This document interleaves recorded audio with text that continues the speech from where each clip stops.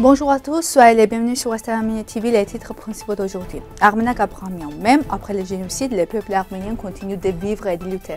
Message de félicitations de la présidente de la République d'Arménie occidentale, Lydia Markosyan, au nouveau pape. Rencontre avec les Arméniens déplacés de Bakou à la mission de l'Arménie occidentale à Eremon. Chouchi est en voie d'islamation. Les réalités de la destruction, de l'appropriation et de la distorsion du patrimoine historique et culturel d'Artsakh ont été discutées au bureau du diocèse d'Artsakh. La prochaine cible de la politique azerbaïdjanaise est le complexe commémoration de Mayrabert et le monument au char dédié à la guerre de libération de l'Artsakh, Ovik Abanes. Les élèves de l'école Karagosian ont visité le journal Agos et la fondation Ranting. La présentation du livre Inoubliable, l'histoire et l'oubli du génocide perpétré contre les Arméniens a eu lieu au Parlement italien.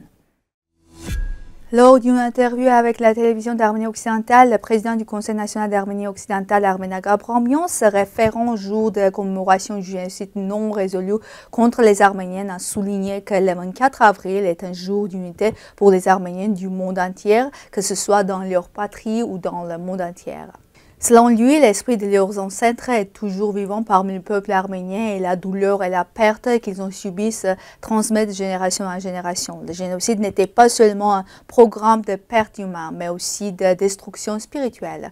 Mais nous existons toujours, alors nous devons nous souvenir ensemble et le rappeler au monde, déclare Arménag Abramian.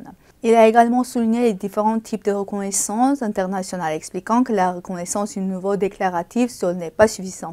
Les reconnaissances les plus fortes sont celles qui mettent l'accent sur la période du génocide 1894 jusqu'à 1923, précisent le territoire arménien occidental et la Turquie ottomane, et reconnaissent le peuple arménien comme victime du génocide. Arménag Abramian a rappelé que la République d'Arménie, en vertu de l'article 11 de sa déclaration d'indépendance, soutient la reconnaissance internationale du génocide perpétré en Arménie occidentale et que la République d'Arménie est devenue membre de l'ONU sur la base de cette déclaration d'indépendance. Il a également souligné que certains États comme l'Allemagne ont non seulement reconnu le génocide, mais aussi également parlé de leurs propres responsabilités. Nous, en tant que peuple ayant survécu au génocide, avons le droit d'exiger justice. Sur cette voie, une reconnaissance précisément formulée et juridiquement contraignante est importante, a conclu Arménag Abramian.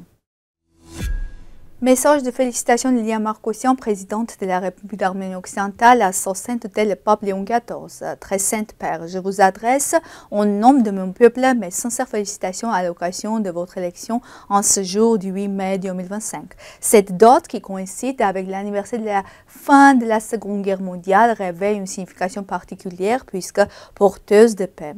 Votre première allocation et vos premiers mots en ont été le reflet. Cette paix dont la nation arménienne d'Arménie occidentale est orpheline depuis plus de 100 ans poursuit cependant son chemin avec persévérance militaire. Notre nation est convaincue que votre sainteté saura garantir les conditions d'une paix pérenne pour l'ensemble de l'humanité et pour cette nation meurtrie depuis trop longtemps et dont la terre sacrée qui a accueilli Noël, l'ensemble des enfants de la terre pourra renaître sur cette terre centrale dans la bénédiction de votre pontificat. Veuillez agréer, très sainte Père, l'expression de ma plus haute considération. Lydia Markosyan, présidente de la République d'Arménie occidentale. Une réunion importante a eu lieu à la mission de la République d'Arménie occidentale à Erevan avec la participation des Arméniens déportés de Bakou. La réunion a été présidée par Arménag Abramian, président du Conseil national d'Arménie occidentale. L'un des principaux sujets de discussion a été la protection des droits des habitants de l'Artsakh. En particulier, il avait fait référence aux documents envoyés à la Cour européenne des droits de l'homme et leurs objectifs et leurs processus ont été présentés.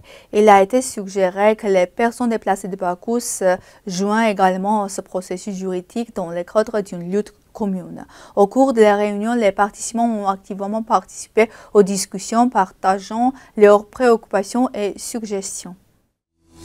En mai 2021, une mosquée a été construite à Chouchi sur le site d'un mémorial arménien détruit après la guerre, dédié au génocide, à la libération de l'Artsakh et à la Seconde Guerre mondiale. L'Azerbaïdjan efface progressivement les traces de la mémoire arménienne, y compris la route de la marche victorieuse vers Chouchi et plusieurs monuments comme celui de Vazgen Sargsyan, le cimetière des Frères d'Armes et le char du 8 mai 1992. En mars 2024, la place de Renaissance à Stepanakert a été rebaptisée place de la victoire de Khankendi, portant atteinte aux droits culturels des générations futures.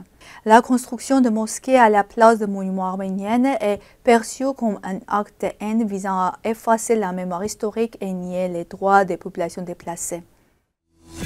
Le 8 mai, l'évêque Tervertin Abramyan a reçu l'expert culturel Armin Tigranian au bureau du diocèse d'Artsakh en présence de l'Ernie Kovanesyan, président du conseil diocésain, et de Melania Balayan, chef du bureau diocésain. La réunion a porté sur la destruction et la falsification du patrimoine historique et culturel d'Artsakh après le déplacement forcé des Arméniens par l'Azerbaïdjan, ainsi que sur les moyens juridiques internationaux pour y faire face. Armin Tigranian a présenté ses travaux sur ces atteintes au patrimoine salués et bénis par l'évêque. Le même jour, l'évêque a également reçu la réalisatrice Aïda Ahunian. Ensemble, ils ont discuté de la promotion de la culture d'Artsakh et de la finalisation de son 7e documentaire Titernavank.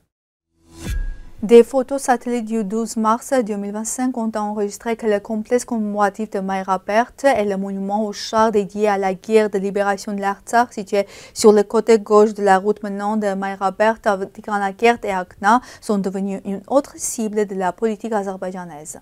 Ces deux cas de vandalisme ont été commis à l'aide d'engins de chantier lourds. Le complexe commémoratif de Mayrapert contenait des monuments dédiés à la grande guerre patriotique, à la guerre de libération de l'Artsakh et un rajkar à la mémoire des victimes du génocide commis contre les Arméniens et du génocide des Arméniennes à Sumgait. Les élèves de l'école Karagosian de Constantinople, située en Arménie occidentale, ont visité la rédaction du journal Agos et la fondation Ranting, découvrant ainsi de près le monde du journalisme. Ils ont été accueillis par Parlat Estoukian, rédacteur en chef des pages arméniennes, la photographe Berge Arabian, Lucine Kopar et Talin Souzman, présentant de la fondation. La visite a permis aux élèves de découvrir l'histoire du journal, l'importance de la presse multilingue et des liens avec la diaspora arménienne. Ils ont visité les départements de rédaction, observé le travail journalistique et exploré les archives et programmes de la fondation Ranting.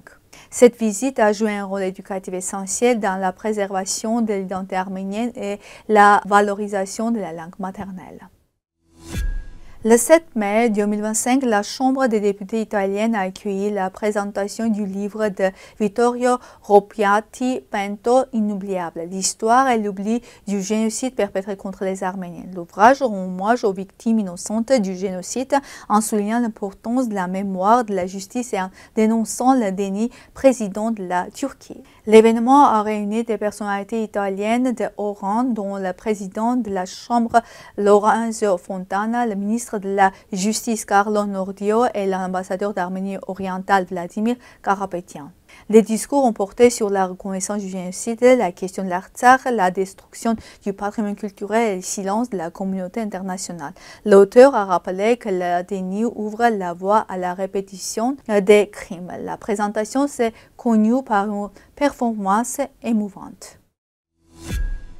C'est tout pour aujourd'hui. Merci d'être avec nous. Au revoir.